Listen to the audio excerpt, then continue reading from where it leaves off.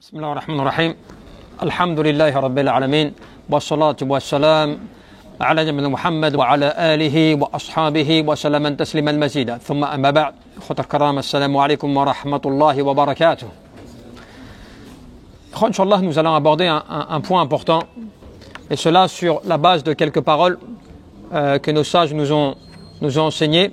Et ils nous disent فَإِنَّ الْإِنسَانَ فَالْإِنسَانَ كَمَا وَصَفَهُ بِهِ خَلَقَهُ ظَلُومٌ جَهُولٌ.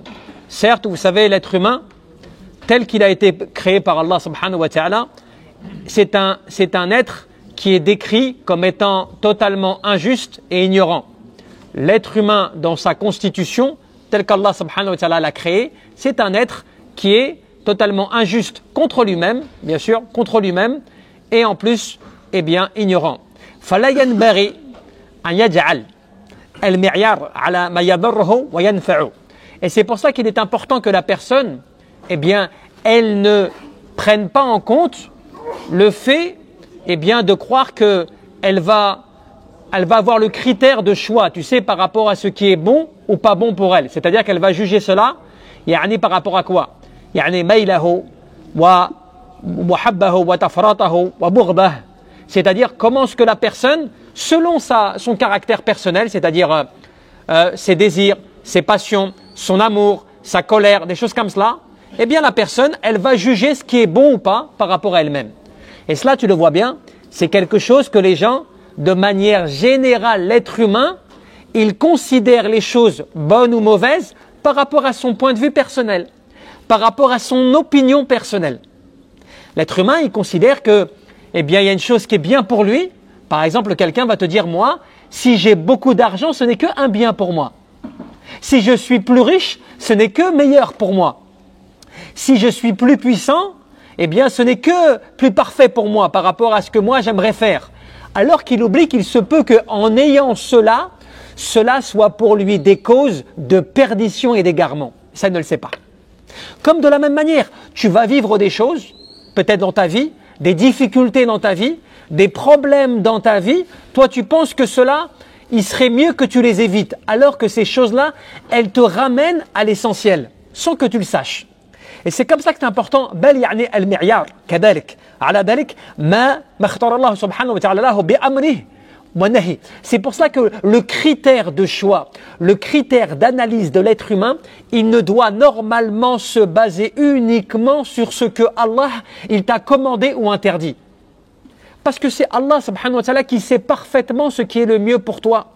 C'est lui qui sait ce qui peut te causer du tort, tu comprends? Donc cela veut dire que si toi tu crois que tu peux juger toi alors que tu es déficient, tu es injuste vis-à-vis de toi-même, tu es ignorant, si tu te bases sur ton opinion personnelle ou tes passions, ou tes envies, tes désirs, tes colères, tu vois, ta façon d'être, ton caractère, eh bien forcément, et c'est comme cela que des fois tu vois des personnes, ils adorent Allah subhanahu wa ta'ala selon leur caractère personnel.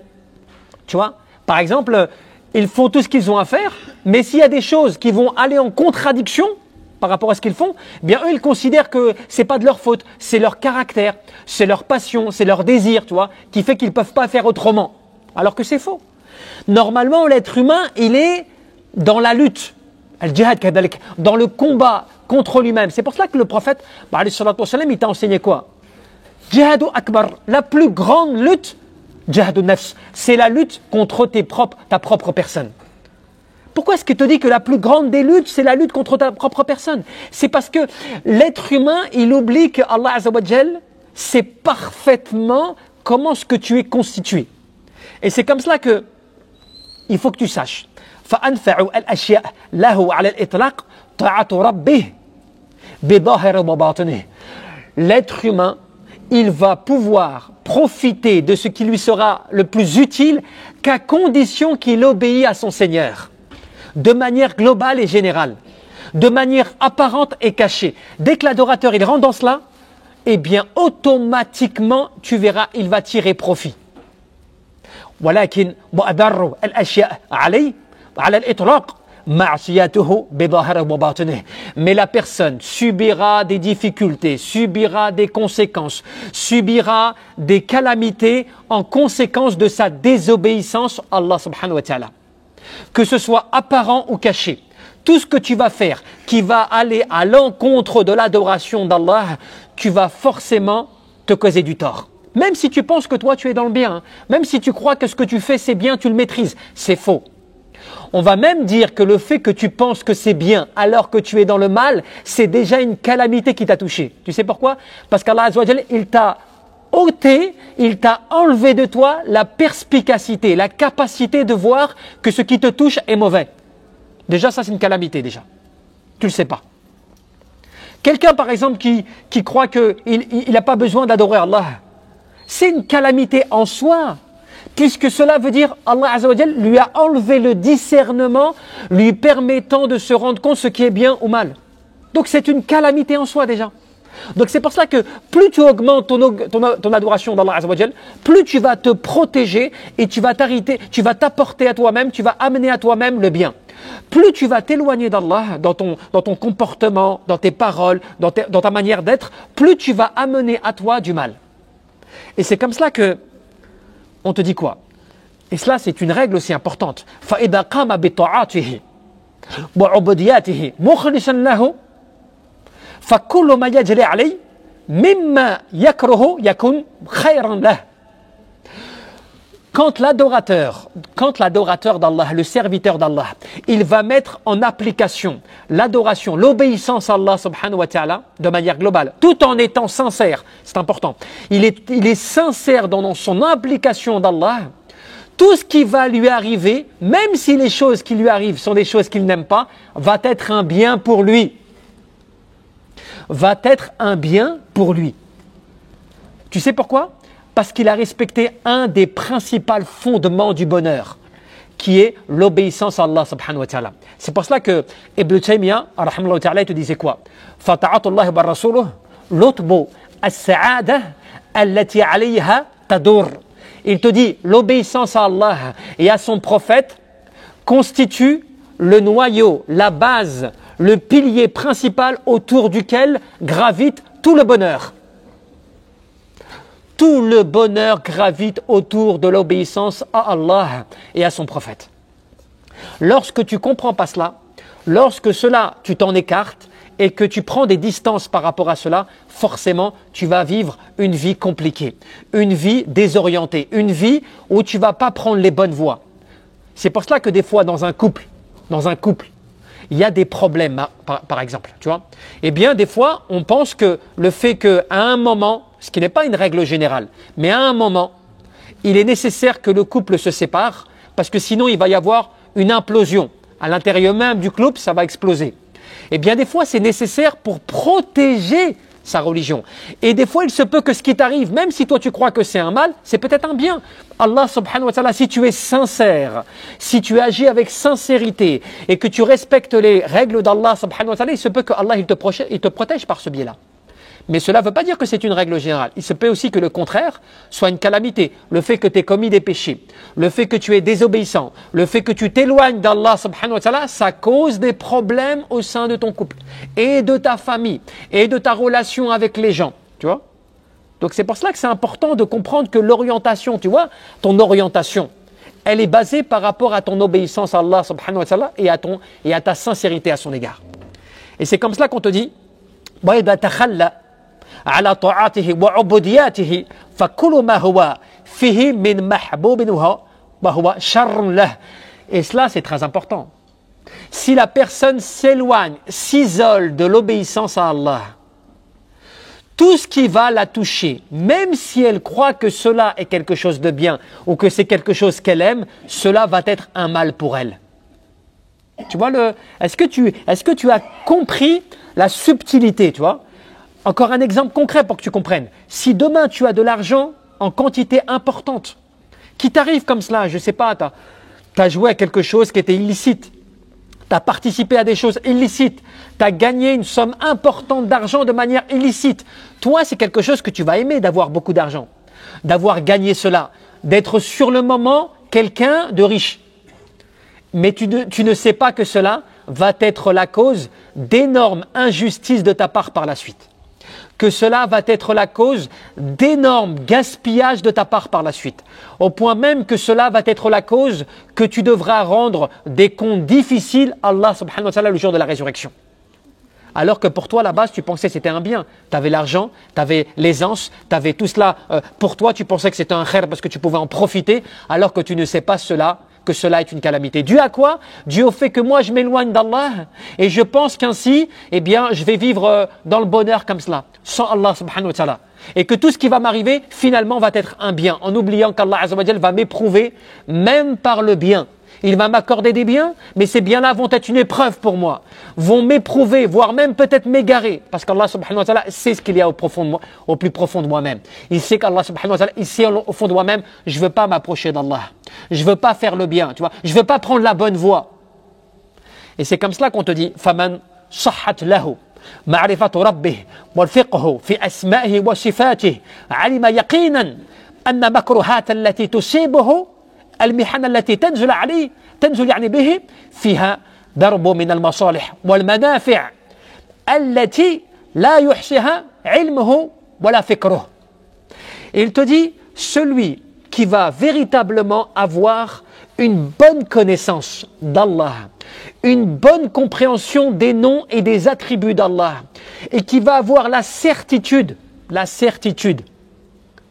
que toutes les choses mauvaises qui peuvent le toucher, que les épreuves qu'il peut vivre et qui peuvent lui arriver, tout cela est pour lui des choses qui vont lui apporter du bien ou qui vont peut-être le réformer sur des choses qui sont mauvaises pour lui. C'est-à-dire que lui, il a des choses qui sont mauvaises et Allah subhanahu wa ta'ala va le réformer, Allah va le changer, Allah va le modifier par les épreuves, en bien. Mais lui, cela, il le sait, il en est certain, il en a la certitude, même si sa raison et sa compréhension ne perçoivent pas la sagesse d'Allah subhanahu wa ta'ala. Alors là, lui, il a atteint un niveau, tu vois, un niveau important. Le niveau d'avoir compris que tout ce qui peut se passer dans ce bas monde provient d'Allah subhanahu wa ta'ala. Et il est convaincu que c'est pour cela que c'est important, ibadallah, c'est important. Mes frères, en fait, de s'arrêter à un point. Comment des fois tu arrives à savoir, est-ce que ce qui te touche, c'est une punition ou c'est peut-être une épreuve où Allah subhanahu wa ta'ala essaie de t'élever par cela? Eh bien, les ulama, les savants, ils t'ont donné une règle. Ils t'ont dit, lorsque tu es dans l'obéissance à Allah, que tu es dans la consécration de l'adoration d'Allah azza wa jal, et qu'il t'arrive des choses difficiles, des calamités, eh bien, c'est que Allah subhanahu wa ta'ala essaie de t'élever par les épreuves. Il essaie de t'augmenter en degrés, parce que toi, tu es pieux et servant. Par contre, lorsque tu commets des péchés, lorsque tu es dans la négligence, lorsque tu te laisses aller et que tu vois qu'il t'arrive des choses mauvaises et des malheurs, eh bien cela, c'est un rappel. Et c'est une piqûre pour te rappeler que là, tu es en train de commettre des choses qui vont à ton propre détriment. Et qu'il faut sûrement peut-être que tu te reprennes. Parce que les épreuves, même quand elles sont mauvaises, elles sont là pour te faire un électrochoc, pour que tu te réveilles. Soit tu te réveilles, tu te reprends, tu te repens, soit tu te laisses aller et tu vas à ta perdition. Donc c'est important de toujours analyser, d'avoir, tu vois, le canalisateur comme cela qui analyse les actions, les œuvres et surtout d'analyser constamment ton statut d'adoration. Est-ce que je respecte les règles? Est-ce que je suis dans la dévotion vis-à-vis d'Allah subhanahu wa ta'ala, tu vois, pour essayer d'atteindre les bons objectifs? Parce que quand tu es comme ça, quand tu es bon comme cela dans l'adoration d'Allah azza wa jal, quand tu fais attention à ta sincérité, quand tu vérifies tes œuvres, eh bien sache que ce qui t'arrive, même quand c'est difficile, même quand tu les aimes pas, ces choses-là, elles sont là pour t'améliorer. Elles sont là pour te réformer. Elles sont là pour te lever en niveau. Elles sont là pour te pardonner tes péchés. Subhanallah, c'est une grâce d'Allah subhanahu wa ta'ala. Et c'est comme cela qu'on te dit que, de la même manière,